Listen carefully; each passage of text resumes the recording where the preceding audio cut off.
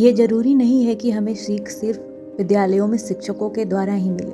कई बार हमें ज़िंदगी में आई मुश्किलों से भी सीख मिल जाती है। ऐसा ही कुछ सुधीर जी के साथ भी हुआ। अपनी बेटी की शादी करके उन्हें भी सीख मिली है। सुधीर जी अपनी बेटी राधिका की शादी को लेकर हमेशा चिंतित रहा करते थे। वो पेशे से एक सरकारी टीचर थे। वो अपने परिवार के साथ एक छोटे से घर में रहा करते थे। सुधीर जी के परिवार में उनको लेकर कुल 5 सदस्य रहा करते थे। उनकी पत्नी जया जी और 3 बच्चे, जिसमें से एक बेटी और 2 बेटे थे। बेटी बड़ी थी दोनों लड़कों से। बेटी की एमए कंप्लीट हो चुकी थी और वो एक प्राइवेट स्कूल में पढ़ाने के साथ साथ खुद भी अपनी आगे की पढ़ाई जारी रखी थी, क्योंकि वो प्रोफेसर बनना चाहती थी। सुधीर जी की बेटी राधिका अब 25 साल की हो गई थी और वो उसकी शादी जल्द ही कर देना चाहते थे। वो अपने कार्यकाल में ही अपने तीनों बच्चों को पढ़ा लिखा कर और उनके पैरों पर खड़ा करके उनकी शादी भी कर देना चाहते थे। सुधीर जी को जब भी स्कूल से छुट्टियां मिलती थी, वो कहीं ना कहीं लड़का देखने चले जाया करते थे, क्योंकि वो अपनी बेटी की शादी एक अच्छे परिवार में एक कामयाब लड़का से करना चाहते थे, ताकि उनकी बेटी की आगे का जीवन सुख और शांति से गुजर सके। वैसे हर माँ बाप का यही सपना होता है कि उनकी बेटी को अच्छा घर वर मिले। सुधीर जी अपनी इकलौती बेटी राधिका की शादी के लिए एक अच्छा परिवार और सुयोग्य वर कई सालों से ढूंढ रहे थे। लड़का और परिवार तो बहुत मिला, लेकिन उन्हें अपनी बेटी राधिका के लिए पसंद नहीं आता था। कहीं परिवार अच्छा मिल रहा था तो लड़का नहीं, लड़का अच्छा मिल रहा था तो उसकी नौकरी पसंद नहीं आती थी, और कहीं पर संयोग से दोनों ही अच्छा मिल जा रहा था तो लड़के की कुंडली नहीं मिलती थी, या लड़के वालों की दहेज की मांग बहुत ज़्यादा हो जाती थी। लगातार कई सालों तक ये सिलसिला चलता रहा। बहुत भाग दौड़ करने पर सुधीर जी को एक लड़का पसंद आया और वो भी अपनी बेटी राधिका की शादी उस लड़के से तय कर दी। ये नहीं था कि सुधीर जी बिना दहेज के शादी कर रहे थे, वो मजबूर थे इस शादी को करने के लिए। बड़ी मुश्किल से यह घर परिवारों में लड़का उन्हें पसंद आया था, बिल्कुल वैसे जैसे सुधीर जी शादी की अपनी बेटी की।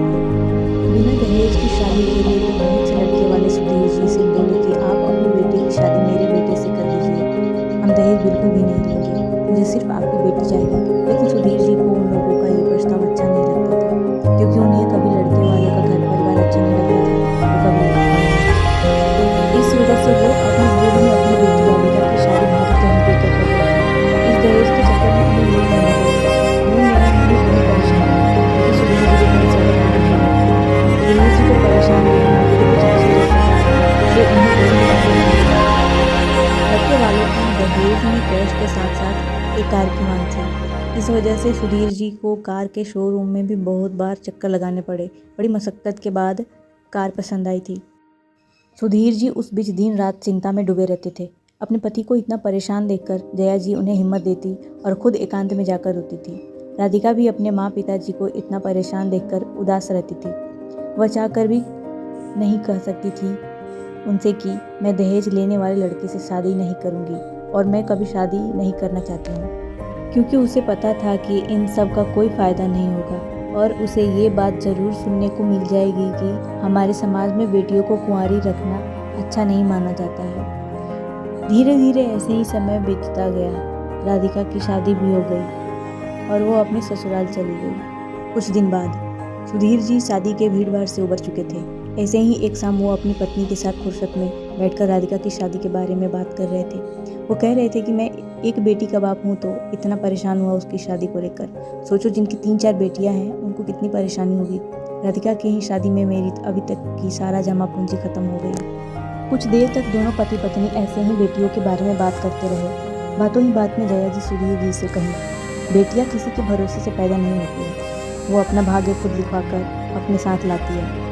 कभी देखा है आपने किसी के भी लड़की को कुंवारी, चाहे वो गरीब हो या अमीर, एक बेटी हो या 4-5। सुधीर जी को अपनी पत्नी की इस बात में सच्चाई नजर आई। वो अपनी पत्नी की बात को सहमति देते हुए बोले, हाँ बात तो तुम सही कह रही हो, अब अपनी राधिका को ही ले लो। हम तो परेशान हो गए थे कि कैसे इतना कुछ करेंगे, कोई साथ देने वाला नज़र नहीं आ रहा था, लेकिन अचानक से हमारे रिश्तेदार उस समय भगवान बनकर आ गए हमारी मदद करने। उनसे जो पैसा लिए हैं वो हम धीरे धीरे करके दे देंगे, कम से कम ब्याज तो नहीं देना पड़ेंगे। जया जी, हाँ सही कह रहे हो आप, इतना तो मदद मिल गया हमें, किसी और से लेते तो ब्याज देने की भी चिंता होती। फिर उन्होंने सुधीर जी से खुश होते हुए कहा, अब तो हम दहेज दे दिए, लेकिन कुछ ही सालों में लेने की भी बारी आएगी, तब हम किसी भी प्रकार की कोई मरम्मत नहीं करेंगे। ये वाली लाइन जया जी बड़ी गर्व से कही। सुधीर जी अपनी पत्नी की मुंह से ये बात सुनकर दुखी हो गए। उनको अपनी पत्नी से इस बात की जरा भी उम्मीद नहीं थी, कम से कम अभी तो नहीं। वो अपने मन में सोचने लगे कि अभी कुछ ही दिन पहले इसने मुझे इतनी परेशानी में देखा और खुद भी अकेले में रो रो कर आंखें सुझा ली थी, और अभी ऐसी बातें कर रही हैं। इतना जल्दी कोई कैसे भूल सकता है ये? सुधीर जी यही सोचते हुए अपनी पत्नी से बोले, कैसी बातें कर रही हो तुम? इतनी जल्दी कैसे मेरी और अपनी परेशानियों को भूल सकती हो? राधिका की शादी में हुई परेशानियों से तुम कुछ नहीं बनती। क्या तुम्हें उसकी शादी करके कोई सीख नहीं मिली?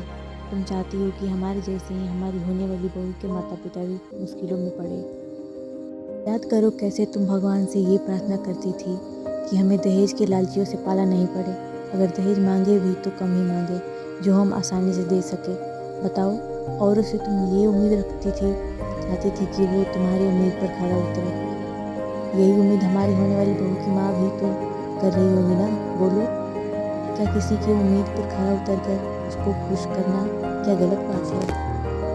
कई बार तो ऐसा भी होता है, जब नई नवेली बहू ससुराल में आते ही लड़ाई झगड़ा करना शुरू कर देती है, और कुछ ही दिन बाद वो अपने पति के साथ अलग रहने लगती है। कभी किसी ने ये सोचा है कि वो ऐसा क्यों करती है, सिवाय उसकी बुराई निकालने की?